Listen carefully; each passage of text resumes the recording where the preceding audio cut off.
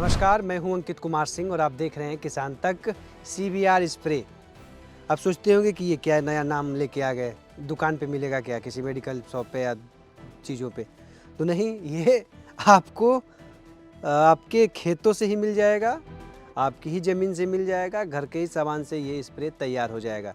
ये इसके तैयार होने से फ़ायदा क्या होगा, इसका न्यूट्रिशन और कीड़े मकोड़ों से काफ़ी हद तक निजात मिलता है। और इसके लिए जेमिनी भाई हमारे साथ हैं और जेमिनी भाई पूरी बताएंगे कि ये जो CBR स्प्रे मैं जो बता रहा हूँ ये कैसे बनता है और इसके क्या क्या फ़ायदे हैं और किन किन चीज़ों में, किन किन पौधों में इसका उपयोग होता है। जी सर, पहले इसका CBR स्प्रे के बारे में बताइए। जैसे CBR स्प्रे है वो एक किसान है चिंतला वेंकट रेड्डी, ये हैदराबाद बेस्ड है। ये उनके नाम पे ये फेमस हुआ है। उनका अपना पेटेंट है। इनका 10-12 कंट्री में उन्होंने अलग अलग पेटेंट करा रखा है। सिर्फ इंडिया में नहीं, उन्होंने पेटेंट नहीं कराया है ताकि किसान इसको विदाउट एनी प्रॉब्लम यूज कर सके। तो उनका प्रोसेस क्या था, तो उन्होंने बहुत टाइम से बहुत सारी चीज़ें रिसर्च वो कर रहे थे। तो उस रिसर्च के एंड में आप समझिए मोटा मोटा ये ज्ञान है कि आप मिट्टी का स्प्रे अपने पौधों पे करें। तो मिट्टी कहाँ से ले फिर आप ऐसी जगह मिट्टी का स्प्रे? हाँ जी, ये मिट्टी है, ये देख सकते हैं आप, ये मिट्टी है। ये मिट्टी हमने यहाँ घोल रखी है, ये आपको दिख रहा होगा। ये देखिए यहाँ पर मिट्टी आपको है, ये मिट्टी का पानी है, ठीक है। ये मिट्टी का पानी हम ये क्या करते हैं, वैसे जगह से मिट्टी लेके आते हैं जहाँ 7-8-10 साल से कोई केमिकल नहीं पड़ा है। तो केमिकल पड़ने से नहीं क्या होता है कि वहाँ पर जितने भी जैविक प्रक्रियाएँ हैं, जितने भी तरह के फंगस या बैक्टीरिया हैं, उनकी कॉलोनियाँ डेवलप होती है। हम वहाँ से मिट्टी लेके आते हैं और मिट्टी भी कैसे, तो हम वहाँ 3 से 5 फीट का गड्ढा करते हैं और साइड से मिट्टी को छील कर लेते हैं। तो ऊपर के सॉइल में क्या है, जितनी भी तरह की बैक्टीरिया है या फंगस है वो आ जाती है। और ये क्यों है, जैसे हम ट्राइकोडर्मा सुडोमोनास इस तरह की फंजीसाइड का प्रयोग करते हैं, तो ये कहाँ से आया? कहीं ना कहीं धरती से ही तो आया है। ये लैब में थोड़ी प्रोड्यूस हुआ है। ये आप एक मोल्ड लेते हैं, उसको आप मल्टीप्लाई करते हैं, जो भी है जीवाणु लेते हैं, बैक्टीरिया लेते हैं, उसको मल्टीप्लाई करते हैं लैब में। लैब में जीरो से क्रिएट नहीं होता है। उसी तरह जब हम खेत से जब ये लेके आते हैं ऐसी जगह से मिट्टी जहाँ जो ऐसी क्या बोलते हैं माइक्रोब्स से टिमटिमा रही हो, भरी पुड़ी हो, तो उसको जब लेके आते हैं आप, तो वो आपने और फिर उसको आप पानी में घोलते हैं 10 kg करीब, 10 से 15 kg हम पानी में घोल देते हैं और उसको ओवरनाइट छोड़ देते हैं। इसमें आप थोड़ा सा सुक्रोज डाल सकते हैं, सुक्रोज नहीं होने पे गुड़ डाल सकते हैं या थोड़ा ग्लूकोज डाल सकते हैं। जो ऐसा फूड आइटम जो प्योर शुगर है, शुगर मतलब ये चीनी वाला शुगर नहीं, शुगर जिसको हम लोग साइंस में शुगर बोलते हैं, वो जो आपको कार्बन मॉलिक्यूल्स हैं जो जिसको खा के बैक्टीरिया बड़ी होती है।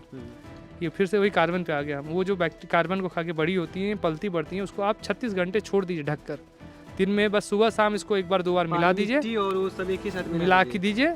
आप उसको 36 घंटे छोड़ दीजिए और उसके बाद कितने नहीं 10 लीटर में करीब 1 kg आप गुड़ डाल सकते हैं, या सुक्रोज का प्योर फॉर्म है शुगर या ग्लूकोज का, तो आप 100 से 200 ग्राम वो आप डाल सकते हैं और उसको ढककर छोड़ दीजिए मिलाकर अच्छे से। और जब 36 घंटे बाद इसको क्या है, आप सूती कपड़े के थ्रू छान लीजिए 1 से 2 बार। पहले एक बार छान लीजिए, फिर दूसरी बार छान लीजिए और उसको नॉर्मल पौधे पे भिगा कर स्प्रे कीजिए। और जब खर्च नहीं है तो अच्छे से खुलकर डालिए पौधे पे। और उसका प्रयोग क्या है, और एक बहुत बेसिक कॉन्सेप्ट है कि हम लोग जो इंग्लिश जो पद्धति है उसमें क्या है, लीचिंग बोलते हैं हम लोग। आप खेत में कुछ भी डालते हैं वो धीरे धीरे पानी के साथ धुलकर ज़मीन के अंदर जाती है। ज़मीन में क्या है, आप जब कभी गड्ढा करेंगे तो पाएंगे 1.5-2 फीट के बाद आपको गड्ढा करने में बहुत दिक्कत होता है, क्योंकि मिट्टी की कॉम्पैक्शन बढ़ती है। तो क्या है, 2 से फीट के बाद 3 से 5 फुट तक सारी न्यूट्रिशन जो सॉइल के ऊपर है वो धुल कर ज़मीन के अंदर जाके जमा होना शुरू हो जाता है। तो जब वो मिट्टी लेके आते हैं तो आप सारी न्यूट्रिशन ले आए और ज़मीन के ऊपरी सतह पे सारी बैक्टीरियल कॉलोनीज ले आए। तो आप दोनों चीज़ें ले आए।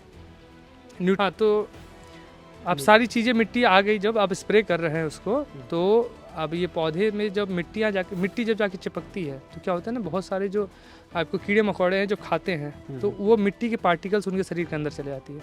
जैसे ह्यूमंस में लंग्स होता है, तो जब आप कुछ वैसा चीज़ खाते हैं जो शरीर नहीं पचा पाती है, वो लंग्स उसको एक्सट्रैक्ट करके बाहर कर देती है। लेकिन कीड़े मकोड़े में लंग्स नहीं होता है, तो उनके शरीर में एक वो गीला पदार्थ होता है अगर कोई कीड़ा के अंदर, वो वहाँ जाके फंस जाती है और उसके बाद वो डाइजेस्ट नहीं कर पाते और मर जाते हैं। तो आपको ये डबल फ़ायदा है। आपको ये फंगस से भी बचाव करती है, बहुत तरह की वैसी माइक्रोब्स हैं, आपको न्यूट्रिशन भी प्रोवाइड कर रही है और कीड़े मकोड़े से भी आपको बचा रही है। तो ये ओवरऑल बहुत ही सस्ता, इसे कोई खर्च ही नहीं है और आप इसको रेगुलर स्प्रे करके देखिए, आपको रिजल्ट दिखेगा। आपने और किया है? डेफिनेटली हम ये पिछले 1 साल से कर रहे हैं। किसी पौधे को बता सकते ये सारा ड्रैगन आप जो देख रहे हैं पीछे, ये सारे पौधे जो हम जिस पौधे के नीचे खड़े हैं, ये जो हमारे छायेदार पेड़ है, ये सिर्फ 1-1.5 साल के पौधे, 1 साल का पौधा है। आप समझ लीजिए जो चीज़ हम अपने खेत पे कर रहे हैं वो इन पौधों पे भी की है। 2 साल का फार्म है, 1 साल के पौधे हैं, ये आप देख लीजिए कितने बड़े हो गए। तो यही चीज़ है। CGBR क्या बोलते हैं इसको? ये CBR स्प्रे है। CBR spray. तो आपने भी CBR स्प्रे देखा है? थोड़ा अंदर आ जाए, आप YouTube पे जाके देख सकते हैं। हाँ। CBR स्प्रे गूगल की गूगल करिएगा तो आपको और बेहतर ढंग से मिल जाएगा जानकारी, लेकिन हमने पूरी जानकारी आपको एक दिखाने का प्रयास कर दिया है। तो बस ये वीडियो दिखाने का, तो CBR स्प्रे दिखाने का यही मकसद था कि घर पे भी आप देसी जुगाड़ से कीड़े मकोड़े और तमाम तरह के न्यूट्रिशन की जो चीज़ें हैं वो आप उपयोग कर सकते हैं, यानी कि जो रासायनिक खाद है उसका उपयोग आप कम कर सकते हैं, ताकि तब जब कम करेंगे तभी आप स्वस्थ भी रहेंगे, नहीं तो बीमारियां तो फिर भी आपका पीछा छोड़ने वाली है नहीं।